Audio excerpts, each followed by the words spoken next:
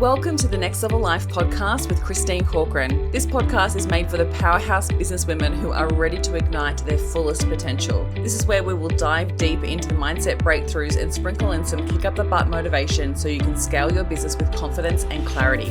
Whether you're craving more income, impact, or inspiration, this podcast will be your ultimate resource for all things next level.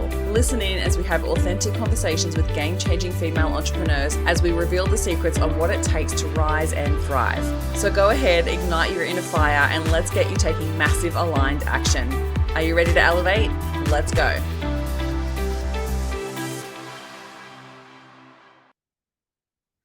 When I thought about who I wanted to have on the podcast recently, I've been doing a deep dive into a lot of people's different social media and just checking out what people are doing. And one person that just keeps showing up on my socials at the moment is you, MG. So thank you so much for joining me on the podcast today.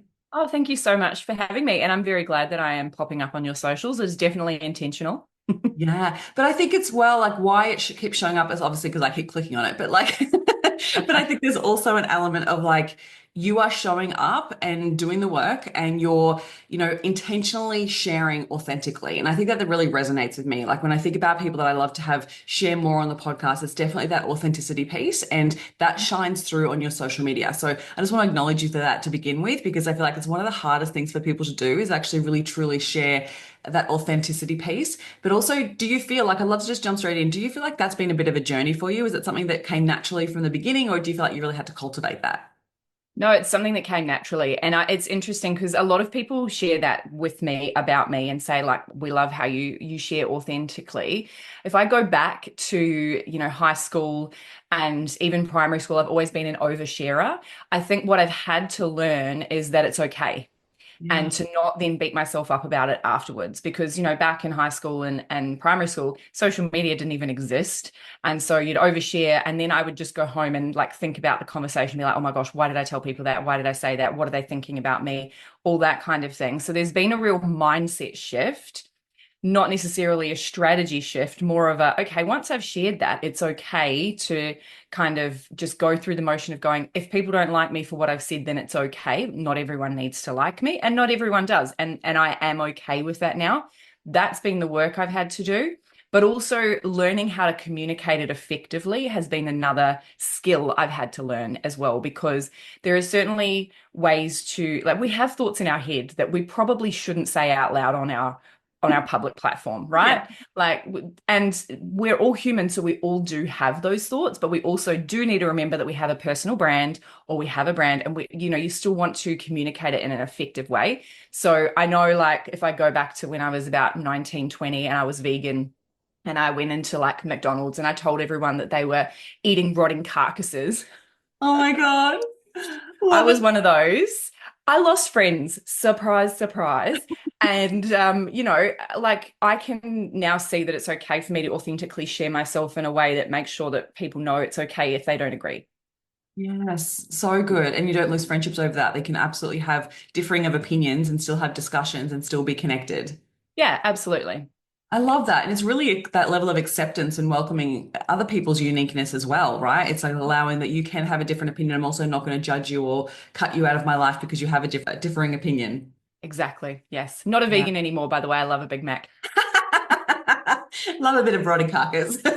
Well, I think you should be allowed to change your mind as you grow and evolve and you change. And I think that's an important thing too that I share authentically, is this is my opinion today. This is what I'm experiencing today. This is what I think today. But in a year from now, I reserve the right to change my mind because I'm always growing and learning. I absolutely love that because I think it's one of those things that really prevents people, or the perfectionism piece that comes into play. They really prevents people from showing up authentically because they're like, oh, but what if I do change my mind? What if I get it wrong? Or what if people judge me? There's so much hesitation with it. So I love that you're giving yourself that level of permission and also educating your people to also have that level of permission for themselves. That's so good. Yeah, thank you. I love it. So what can you take us back to the beginning of your business? What made you start your business? Why did you get into business? I think I was always entrepreneurial minded. Is that a word? It's a word now. I was always kind of wanting to hustle and do my own thing. I never fit into the box at school, but then I somehow ended up a primary school teacher. And I know it's quite ironic. the reason I ended up there was because I thought, amazing, I get holidays. I also get to help. I love helping people. And I thought, what a great way to do that. So that's how I ended up primary school teaching, but then very quickly realized I do not fit into the right box for a government job.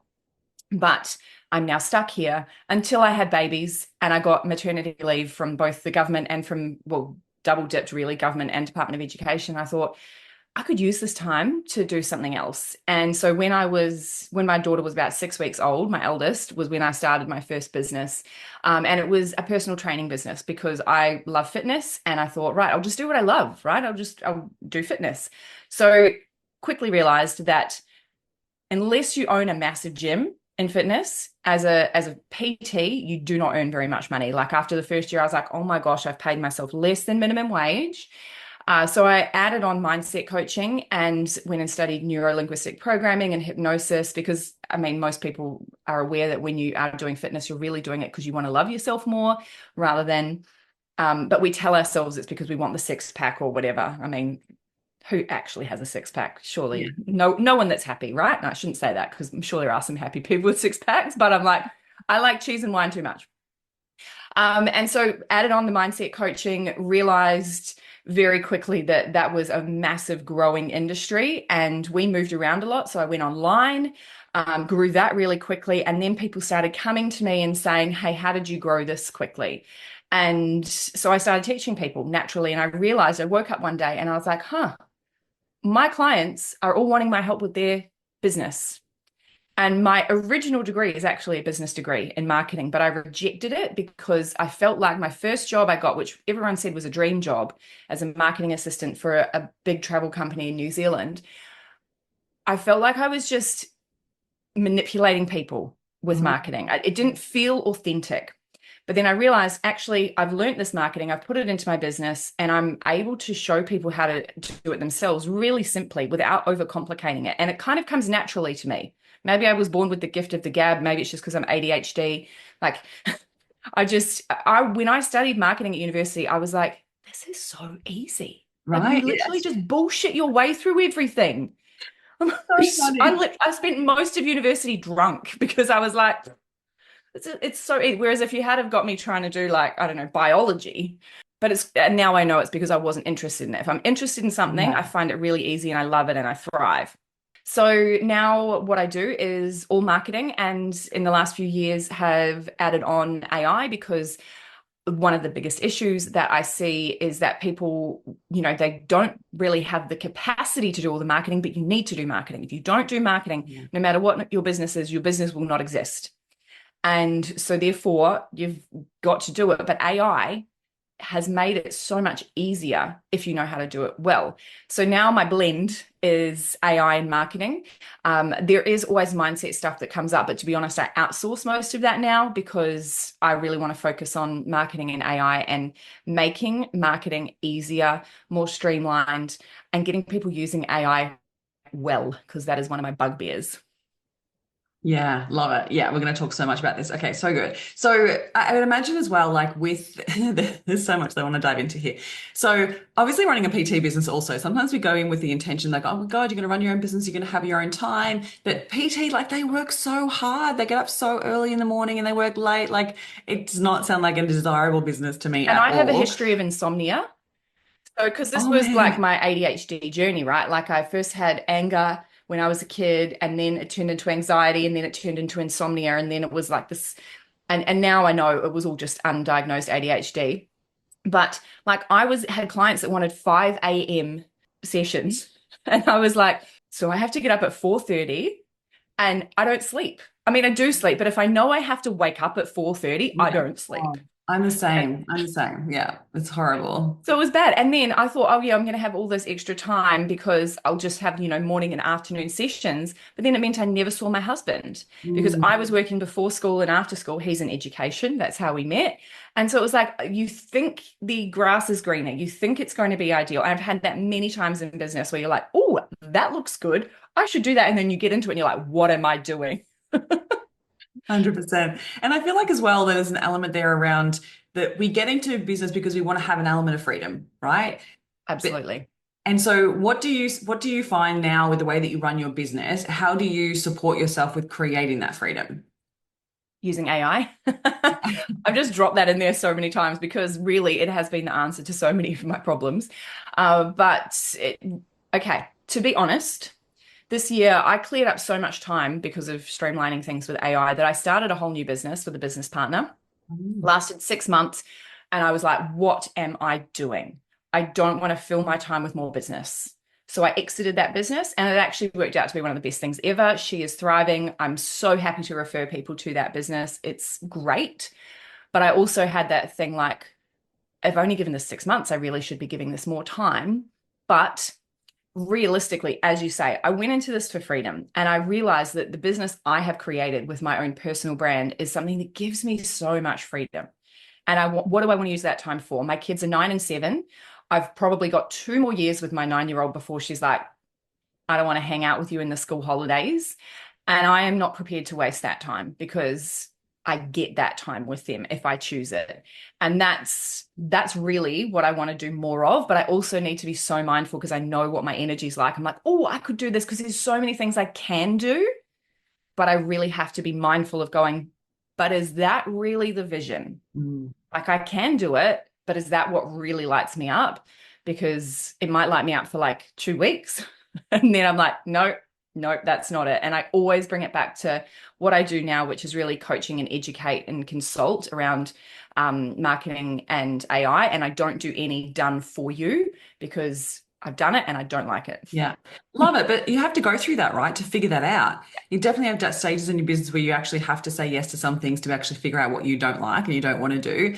But I love that you're having that intentional focus around like, but hang on a minute, even though I can do it, should I do it? And do I really want to do it? Because you're Mhm. so right. It's so easy just to fill your days with more stuff Yeah. and busy stuff, even that you actually, because I think sometimes when we create that freedom, we just don't, if we've not set intentions around how we're going to use that freedom, it just gets filled with stuff. Like I remember a couple of years ago, I was like, I'd set aside like 2 or 3 weeks in the middle of the year to take a break. And Mhm. I had been working my butt off for like a couple of years in business and have intentionally, like I'm growing it, right? So I needed to put that work in. And so I had set aside 3 weeks in the middle of the year and I got to that 3 weeks, but I hadn't booked anything. And so what Yes. did I do? I end up working. And then I Yeah. got to the end of that 3 weeks and I was like, oh my God, like you just filled that week with stuff. Yeah. You did not need to do that. And so now I feel like I've really learned how to intentionally, like now I make sure that I book stuff and make sure that I Mhm. actually, pay for things so then I have to show up and do them. Yes. Because then it challenges me to actually put myself in the spaces that I really want to be in. So my life is filled with stuff that fulfills me rather than it just be work. Yeah, absolutely. I could not agree more with that. I'm exactly the same. If I don't actually have something intentional booked in that's not work, Mm. like a silent retreat, I did one, oh my gosh, it was like 2 years ago now. So I probably should do another one, but that was one of the hardest things I have ever done. And it is probably the only time in however many years, or it's 9 years that I've been in business, that I have actually not done anything to do with work. And even my brain, it was amazing. I didn't think about work very much. I thought about how hard it was to not talk and like it just, there was a lot of internal chatter, but I didn't even think about work in those 4 days, Yeah. which blows my mind because Yeah, you would I think it can't would stop give you now. clarity to then have all the ideas come through. Like I would just want to get a pen and paper and get all the ideas out of my head, but maybe you just needed that full rest and recharge and disconnect. Well, we weren't even allowed to like have a book or write anything. Like there was nothing. It Wow. was absolute nothingness. Wow. So That's yeah, even if intense. you did, there was nothing. Wow, full on, amazing. And so now, like, how do you spend your days? Like, obviously, that's what you do, but like, how does your week look? Can you give me an idea of what your week looks like now? Do you know what? It's so varied. It's interesting because one of the things I do with my clients before I work with them is I get them to do a time audit and kind of look at and I tell them to do it in a normal week. And if someone's listening on the podcast, they won't see me putting that in inverted commas. A normal week. And what does a normal week look like? And yet I don't really have a normal week. I do try my best to have certain days of the week where I do and don't do things. Like I set some boundaries, like a Monday, for example, I don't have any calls on a Monday because I like to have that space free so that I can get myself ready for the week. So I'm not thinking about it on Sunday. Mm. So Monday is my CEO day, and that always looks different. It might be that I do have some work that I want to catch up on and it's working in my business. Or it might be a day where I go and sit at a cafe and I like, because I like a new environment, and a new environment opens up ideas and it's an ideation kind of day. But each week I kind of get to choose what that looks like. And then I aim to have all of my group calls on a Tuesday. And then throughout the rest of the week, there's always a lot of space. And I like to keep a lot of space because I find that if I can't really work 8-hour days, my energy just doesn't, I just can't focus for that long. And that's okay. I've learned that I can do bursts. I can get 4 hours work done in 20 minutes if I'm actively, and again, that's an ADHD superpower, right? But like, I'm just like, right, I'm going to get this done and I will get it done in such a short amount of time. And then I might literally just sit on the couch for an hour and be like, cool, I could doom scroll right now and not judge myself about it because I just got all of those things done in such a short amount of time. Mm. And I do a lot of travel. So this year I have spent, I think so far, 65, 70 days traveling, which for a mum with young kids and a husband that works full time is quite a lot. And I know there's certainly people, I have received judgment about that, particularly from people that are not business people, like mums, like, oh, I've never spent a day away from my child. I'm like, man, that sucks. Hmm. In a decade, you need time to yourself. But I actually do that really intentionally. I plan it out ahead of time so that there's big spaces in between. I'm not away for 2 months at a time, it's maybe maximum 8 days. Yeah. But I need that because that energetically gives me so much inspiration, motivation, and space when I'm like, I can actually work 8 hours a day when I'm away because it doesn't have to be 8 hours straight while, the kids are out of the house. It can be like 4 hours in the morning and 4 hours in the evening, and then I go and have fun all afternoon. So I intentionally book probably at least every quarter, at least a week away. So that, and it doesn't have to be anything in particular. Like it doesn't have to be a retreat. It's just like I am booking an Airbnb. When I went to Brisbane Gold Coast, I was only there for one event, but I booked 8 days because I'm like, that spaciousness is going to give me so much. So yeah, week to week, it looks very different because and I like that. I guess I love that I'd be able to create that for myself. I'm the same. I love the variety that business gives you. And I think that's why I left corporate because I was like, it was so mundane and boring every single day that Mhm. I was like, I need some challenge. I need something different. And so being able Yes. to then cultivate your own calendar and schedule and what that Mhm. looks like is the best. And it's one of my favorite things about business. Absolutely. Like yesterday, we had a long lunch event here in Perth where like 300 businesswomen go to this event, and I was just so excited that I got to go to that. There's no way if I was working in my marketing role or my teaching role that I was going to be able to from 11 a.m. to 3:30 p.m. sit down, drink wine, eat delicious food with a bunch of awesome women and just like have a laugh. I'm actually surprised that I still have a voice today Yeah. after that because you can imagine a room full of 300 women. It was so loud. And by the time I left, I was like, gosh, I can barely speak. Yeah, wow. It would have been so loud, I can imagine. So Mm. let's dive into a little bit of AI, and then I want to definitely chat about your book. So talk me through what inspired you to explore the AI machine.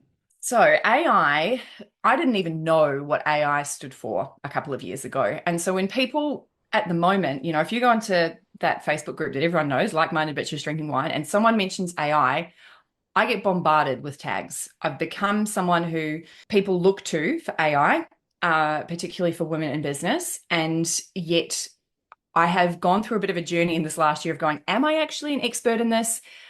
I'm starting to recognize that maybe I am, even though I don't have a, degree in data science or I don't know coding. But I think what really got me interested in this was seeing two things happen at once. The first thing was the point that it started becoming really popular, the economy was starting to fail. And so it kind of was happening simultaneously, where everyone was starting to really struggle. So this was kind of the beginning of the economic crisis. All businesses were starting to really struggle, and AI was taking off. And at the time, they didn't really seem related. Maybe there is some kind of, relation there. But I wondered, is it possible that AI could be the solution to that problem? And is it possible that AI could be the solution to many problems? And oh my gosh, I can see it being the solution to so many systemic issues in the world. And that goes beyond business. But I ask a lot of questions, and I was going through a bit of a shift in my business because I had a high ticket mastermind, and I had less and less people, wanting to pay high ticket. And there are still people, that want to go in there. But I was like, how can I support people? I'll have my high ticket offer, but also have a lower ticket offer, but not drain the shit out of myself. Because I have done that before. I had a $27 membership back in the day, and oh my God, like I got up to 100 members and I was like, that's still only $2,700 a month. And I'm putting so much energy into this. But with AI, everything is scalable. Everything is so much easier. Everything can be personalized. And you can run those low cost options without so much of your energy. So I was like, this could be a really great solution. What if I do this in my business and then see if I can, show other people how to do it?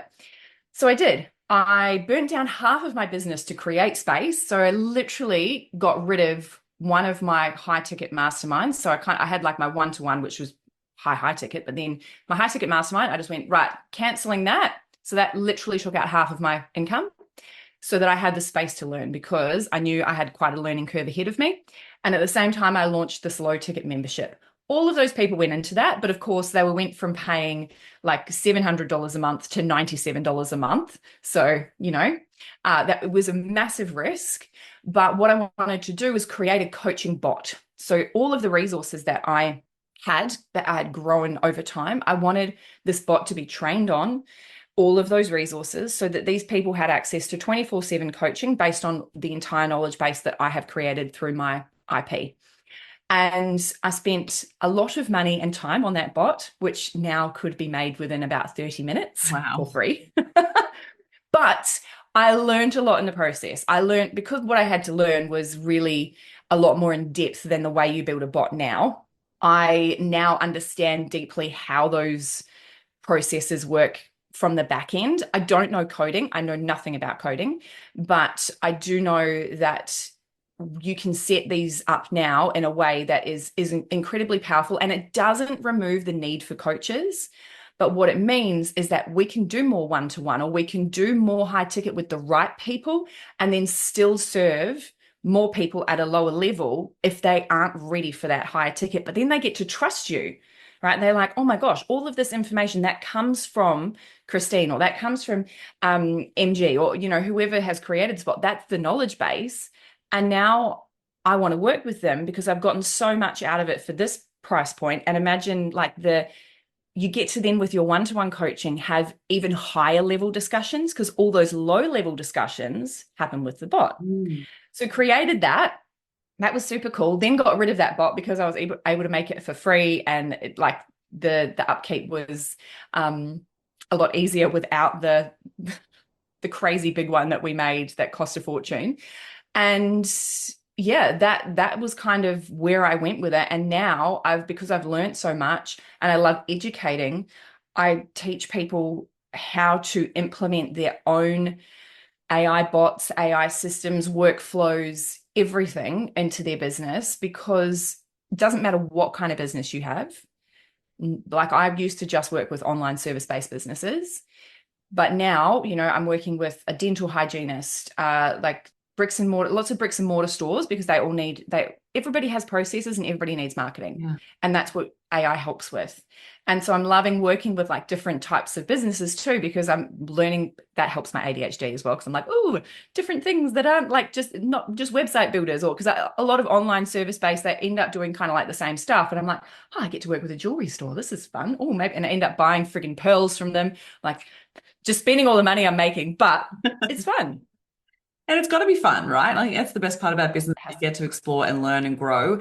And I love that you became so obsessed with it. And everything you were just sharing kind of made me feel like there's this element of like those early adopters that become then the experts Mhm. because you were willing to sacrifice that time and energy to learn it and implement it at the early stages and adopt it. Like even when you think back to when websites became a thing, they were super expensive. To have a website, you were spending 20 to $30,000 to get a website built. Whereas now you don't have to spend much at all to actually Well, have you it. can actually get AI to build websites. Right. They're not great yet, to be honest. And that's one of the things that I will say is that there's a lot of things about AI that you're like, yeah, it can do it, but it's still definitely better to get someone to do it for you. Yeah, But yeah. So can you talk more about that? So what are you noticing that the AI is doing really well compared to things that you're still finding that it's really important that you personalize?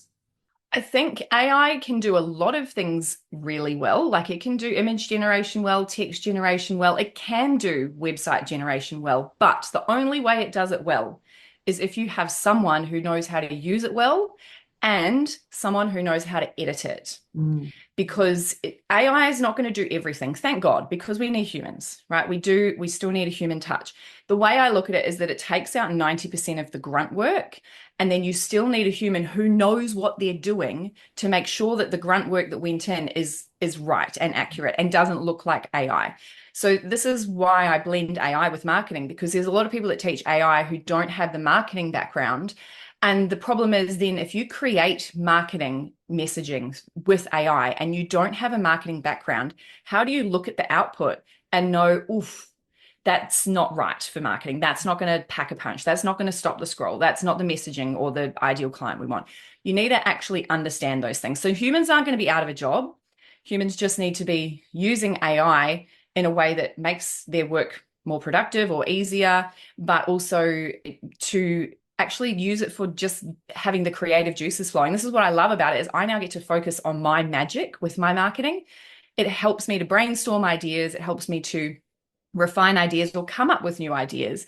But then I get to spend my time going, oh, I'm going to sprinkle a little bit of this, then a little bit of that. And then I'm going to add some vavoom here. And obviously I'm just putting random words in, but it depends on what you know. And so this is why we still need copywriters because copywriters can look at the text and go, okay, cool, that's a great sentence, but it's really freaking obvious that ChatGPT wrote it. So what are the elements of that that you like? And how can we make that into a brand voice that's unique to you? Because copywriters understand the words behind it. And so, really, I can't even remember what the question was about this. What does it do well? It can do everything well, but it needs the human element still. Probably the one thing that it can do well without humans once it's set up is workflows. So we've all, I mean, even before ChatGPT, we would be using Zapier, right? Whether you say Zapier, yeah. That kind of thing, once it's set up well, should just be able to happen without human interaction, as long as Mercury is not in retrograde and it doesn't get screwed up. But actually, I've noticed Zapier has less errors than human error most of the time. So if you manually, you're going to have more errors than automatically. So that's probably the only thing at this point that I would say, you know, you can kind of like set and almost forget. Whereas everything else needs a human element, and it always has to do with how the human is using it, because most humans don't know how to use it effectively yet. yeah. So I'd love for you to share, like, what are you noticing for people that you're helping, the ones that are adopting it, right? Where are they getting stuck, or what are the biggest challenges or barriers that they're having that show up that prevent them from actually using it well? The number one thing is that people are treating it like a robot when you need to treat it like a human, which there's like psychological things behind Yeah. this, right? Because you're like, oh, but it is a robot. I don't know if you're getting this now, but sometimes when people message me, they think I might be a bot, so they don't use their manners Oh, or they don't. It's really like just straight to the point. There's no personal that's touch to nice. it. And that, I mean, that in itself is there's a whole lot of ethical issues down the line with that. But if you want AI to do something the way you want it to do it, you need to imagine that it's a human and it needs the same information as a human.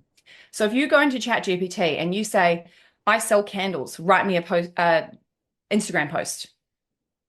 If you went to a social media manager and said, I sell candles, write me a social media post, what they give you back is going to be crap because they know nothing about your business. So you need to imagine that the AI as a person, it needs all of the information that a person would need to do that well. And then it will do it well. And so I will work with people and they'll go, oh, I've created this bot and it's coming up with this output, which isn't right. And I'm like, have you told it? No, tell it. It's like an employee. Say, hey, you did this really well. Shit sandwich it. Because we talk about that with feedback, right? You go, give them positive feedback, then tell them what was crap, and then finish with something positive. Do that. Imagine they're actually an employee. And if you tell them that, they learn because AI is learning from us all the time. And which is why it has improved. But then it's only going to improve if you tell it how to improve, like an employee. So that's the number one thing is that people are like, but it's not doing what I want it to do. So tell it. Yeah. What do you want it to do? What is it not doing? What do you want it to do? Be specific, like you would with a human. I think that's where a lot of people just don't have, like, I feel like I've loved it because I guess I'm a coach. I know how to ask really great questions. So if that Yes. also helps, I feel. And I feel like there's this element of people just not knowing what to ask, right? Like it's like Mhm. the prompts are where people are getting like obsessed with these prompts of like, I have to have the perfect prompt. Well, actually, Yeah. no, what you're saying is like, don't just expect it to be one prompt. Like, let it be something that it's a journey that you're taking them through to improve every part of it. Yeah? Is that what you're Yeah. saying? I don't even do prompting. So prompting is the most basic way of using ChatGPT. I create bots on ChatGPT, which is not hard. Whenever I say this to people that haven't created one, they're like, holy shit, that sounds like it's going to be like intense. I can show you in 20 minutes how to make one. And you would be able to make one in 20 minutes. There's no coding involved. It's literally just give it some information as you would with a prompt, but you put it into the back end of ChatGPT, and then it knows all of your stuff. And you don't have to prompt it again. You don't have to give all the information. You might ask it a question, but it's not so much a prompt. I even have a bot that I've created where you don't write anything. You just hit a button, it researches the internet, it creates content. You hit another button, it creates hooks. And it's not hard to make. So And I mean, if I could show you on a podcast, I would, but I'm just like, prompting is it takes so much time prompting. And this is why people that grab these 500 prompts for whatever, they go, oh my gosh, like who has time for 500 prompts? no one. It's meant to save us time, Yeah. not take us time. So even if we can simplify it one step further, because you're right, there's definitely people that are listening to this going, but what are you actually talking about? What is a bot and what does it do? Can we just go back to the basics for 1 second? Can you tell us why do we Yes. need a bot?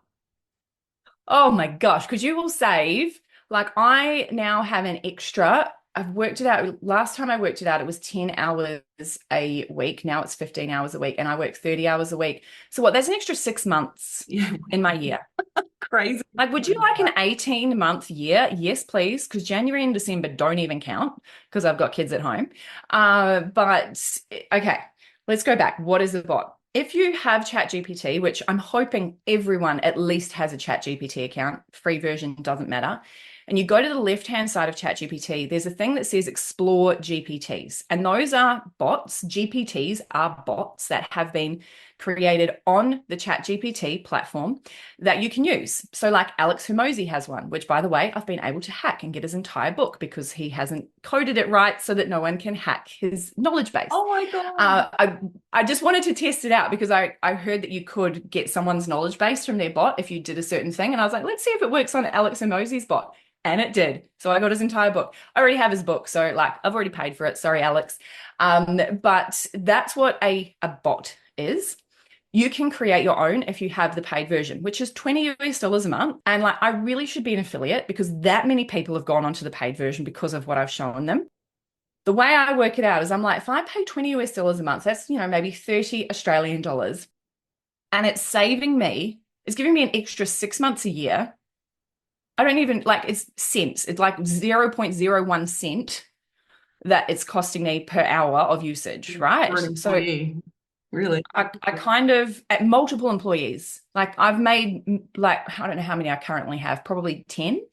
And so what you do is you go into the back end and you create your own GPT. And it sounds complicated, but it's not because all you're doing is putting in the exact same information as you would when you're prompting, but you're putting it into what's called a knowledge base, which means that you don't have to give it that information each time.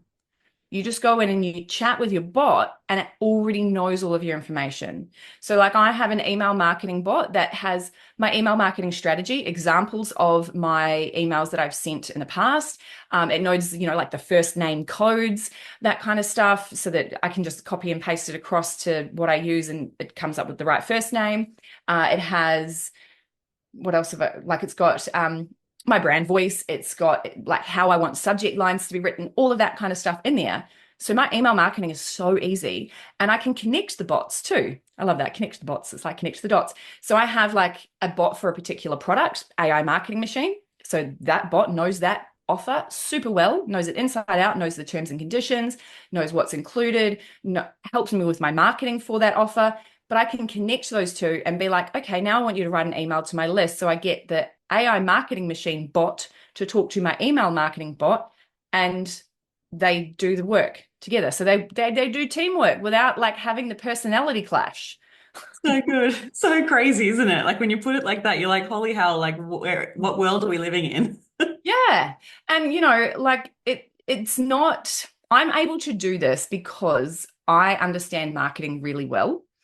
And so one of the things I do when I teach people this is also teach them about some of the really obvious marketing things they need to consider. Because if you are a plumber, for example, and you implement this and you're looking at the output, you'll go, that's great. But actually, if you're not a marketer, you need to know the things to look at. And so it's one of the lead magnets I'm making soon is like the checklist that you need to go through to make sure that it doesn't look like AI, because there's Yeah. basically, like 10 to 15 things that make it super obvious. And I feel like it's so fr like in my space, in the coaching space, it has ruined so many words that I would have used religiously. Like it's so Mhm. frustrating with like Yeah. unlock, reveal, transform, Unlock. transformation. Like it's so annoying that I literally can't use those words anymore. Yeah, I know. I think Unstoppable is probably coming next Yes, which is because, oh, frustrates me. I have a program called Unstoppable. yeah. Yeah, well, and Unstoppable's been a huge word in my brand personality for a while. And it hasn't been taken with ChatGPT yet. But yeah, unlock, unleash, all of those words. So Unstoppable will be Yeah, coming. But you know what? It's also making us start to think more creatively as well. So, that's true. and the thing is, you can still use those words. You just want to use them more sparingly, and you want to make sure you don't use them all in the same sentence, like unlock the transformative journey and Yeah. seize the day. Like then you've got four chat GPT words in one. Yeah. And it's not just about the word, it's the sentence structure that chat GPT uses as well. There's a couple of really telltale sentence structures that make it really obvious, and then it overdoes them. Like it will redo that sentence structure 50 times in one sales page that it creates, and you're like, oh my God, calm down. Yeah. And even the emojis, like that's a Yeah. telltale as well. Like I'm just like the rocket ship. I'm like, Oh, stop you using the can't use rocket it ship. anymore. You cannot Can't use the use it. rocket It's ship. dead. It's dead to me. It's gone. It's so Yeah. So now annoying. people are using really unique emojis though, right? Like you'll see like the random ghost emoji or like a pineapple or something that's different and stands out. And that in itself, I think, is a good thing, because now we're kind of like we're developing new ways to Mm, speak so that we can, and then chat GPT or AI, all AI will start to adapt and go, okay, it's not just the rocket ship emoji. We can start looking at other ways of expressing language. yeah. Oh, I love it. So what do you wish people thought about AI? What do I wish people thought? It's interesting. I appreciate all thoughts about AI. When I was at the long lunch club yesterday, I was sitting next to someone, and I said that do work in AI, and she's like, "I'm not a fan." And I was like, "I want to know more about like what you're not a fan of," because I obviously am very pro AI, but there's a lot of things that are concerning that we do need to talk about. And everything she said to me, I 100% agree with. However, the outcome she's got from that is, I'm not a fan of AI versus what can we do about this? Mm, So the first thing she said was its lack of inclusivity. And I 100% agree, because it's made by white men in Silicon Valley. yeah. And so, that is a concern, because now, a lot of decisions worldwide are made using AI. It will eventually be very ingrained in politics. And we do need to think about, okay, well, how do we ensure that the output from this is going to give us a fair result for everyone in the world? Because right now it's not. If you ask ChatGPT to give you quotes about a certain topic, it'll give you quotes from all men, no Mm, women. which is So when it bullshit. does this, I go back to it and I say, hey, half the world are women. Can you please, make that a bit more equal? I'll have half quotes from women, please. And it goes, oh, yeah, sure. So this is what we actually need to be doing because when we use it, we're training it. So if we as women are using it and, minorities, person, every person on the earth has access to it, at least the free version, right? If you've got an internet connection. And so we do need to tell it, hey, that's not fair. Let's look at it from this perspective and give it new perspectives. So that's kind of how I look at that. There's also the fact that, we're losing a lot of people think we're going to lose a lot of personal touch. And I do agree to a sense that there is going to be that lack of connection if we're constantly just interacting with bots. But we also need to look at the flip side of that and go, if it's saving us this much time, because I can see we're already starting to work towards a 4-day work week, right? In a lot of corporate roles, which is super cool. And they're not, it's not that they're getting less money, but they're just being more productive and working 4 days. I can see that rolling out even further because AI is allowing us to be more productive and meaning that, it's not necessarily that we get paid per hour, but we get paid for an output and however long it takes. That's what my dream is, right? But we need to work towards that. And then we need to use our free time to have more time for connection because 100%. that's what I've been able to do. I now work more one-to-one with people than I did before because I love it. I love the one-to-one opportunity. But, as a coach, we're kind of told, well, if you want to make more money, you need to scale and get away from one-to-one. But instead, what I've done is I've scaled with the things that I can do with AI, and then I have more space for one-to-one because those one-to-many things don't take up so much of my time. Yeah, I love it. So it's working, looking at it. We really need to look at things from a different perspective, and it's scary Yeah. It's the same thing because when the it's, internet started. Like there was always going to be people that yes. rejected it to Oh, yeah. begin with, or social media even, oh, it's a fad, like it's not going to go anywhere. Like all of these things that we always have these differing of opinions and people don't like change, right? Push up Yes, against change is it. scary, Yeah. especially when it's fast. Mm. And I can totally understand that. Every tool, I read a book, and so this is a quote from someone, and I cannot remember the name, but I'll just say that it's not mine. That every tool can be used as a weapon. It can either be used for good or bad.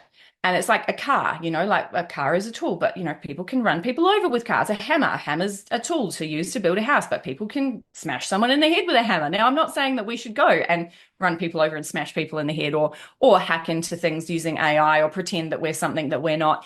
But there is always a period with new technology where bad things happen because the government's too friggin' slow Yes. to do something about it. But hopefully, AI can help the government do things faster Yes. once they finally decide to do the Yeah. things. Oh, there's pray. Let's just pray. Let's just pray that that's Yeah. what happens. Oh my And I goodness. think they will. It's just we're in the messy middle Yeah, right now. totally. But I think it's important to have those conversations. So anyone that does have those thoughts, happy for you to have those thoughts. But also remember, we need to start thinking differently because it's happening. Whether you Yeah. want it or not, it is happening. And also, how can you best utilize it to benefit you? Yeah. Because whether you want to get on that train or not, it's going. Mm. And I just love this. There's so many iterations of how people are utilizing it in their day that just blows me away. Like I just love hearing about how people are utilizing it in their day, right through to like, oh, I put in, I asked her to come up with 5 different recipes for dinners for this week, and then asked it to write the shopping list, and then asked it to then connected it to my shopping cart, and then I was like, what? And they're like, yeah, it was done in 10 minutes, and then I didn't have to leave the couch, and I was like, oh my God, that is so good. Like there's so many different iterations that I'm hearing about it. So I'd love to know, like, how does AI show up in your day? Can you give us a little bit of an idea of like how you utilize it throughout a day? Like, if you give us an idea of like paint that picture of that day, of one day in your life of how you utilize AI. One of the things that is kind of outside of my work is I have Alexa at home. And oh gosh, I've just said her name. So she might be like, Yes. sorry, what is it that you want? So she helps me. I can talk out what I want to do. Also on my phone, you can talk to your phone and I won't say the name because you can say, hey, da, da, da, Yeah. add this to this. And all of that is AI. And then you can't, like this person has obviously said to you, you can then get it to connect to certain apps and do things for you. I hate going to the Mm. shops. I absolutely freaking hate it. So Amazon and Woolworths online, like my favorite things because I can just be like, right, I need this. Hey, so and so, again, not saying the name. Can you please find this? It finds it. Can you please add to cart? Awesome, done. And I haven't even actually had to touch anything. And then I use it, obviously, I use it for work all the time. So whenever I'm working on anything, really, I will be using ChatGPT and I'll just have it there. If I'm out for a walk, I quite often have ideas when I'm out for a walk, right? And I don't want to stand there and like type it into my notes. So I have a conversation with ChatGPT because you can voice message. And I'm like, hey, I've got this idea. I'm just letting you know while I'm out for a walk. Can you just retain this? And then I come back and then it's in my ChatGPT, it's on my computer, and I can, during the day, I can kind of go back to it. And the idea is there for me. You can also connect, use Motion. So it's really annoying that these platforms have got similar names. There's Notion, Motion, and Use Motion, but it's Use Motion that I'm talking about is what I use for my project management. And I can connect my phone voice chat. Name starts with an S, not saying it because it's right there and it's going to start doing things. And tell it to add it to my motion board. And then it's in my motion board without. So if I have a thought, I'm like, oh, I need to make sure that that gets added as a task, that gets added in. And so I've got it on my project Oh management. my God, I need to do that more. That would just, honestly, there's so many things that I forget to add to my to-do list because I just don't write them down, but I have the thought. I love Yeah. that. Thank you. Writing them down is so annoying. But yeah, if you've got an iPhone, you can just, because Yeah. she connects with Use Motion. Mhm. And what else? Oh, even like camping trips. So I had a camping trip earlier this year and it ended up being not great weather. And I used ChatGPT to help me plan out all of the things that I might need to take, a list, the food we were going to eat. It was quite funny when I said we were Australian because it came up with like all these American ideas for food. And I was like, we're Australian. Then it was like Vegemite sandwiches. But it helped me come up with games for the road trip. It researched like card games we could play if we were sitting in the tent while it was raining. That's It made a whole good. lot of camping jokes, which were terrible, but like good dad jokes Yeah. for us. And yeah, and so then while I was away, I just had this thread on ChatGPT of all these things that I could refer back to. And it was amazing. So good. Oh my gosh, I love it so much. And so, if there's anything in particular that you would love business owners to start adopting, like what would be the first step to start adopting within their business to take out a few extra hours a week? Honestly, just start with ChatGPT. I think you will see so many ads for so many different types of AI. There is literally over 20,000 applications, and most of them are glorified ChatGPT. So, for example, Sintra AI, which is something you might have seen around, is literally built on OpenAI. And that's because OpenAI has got an open platform. That's their whole intent and purpose, is so that you can build things on it. That Sintra have taken and they create bots on there for you and then they sell it to you.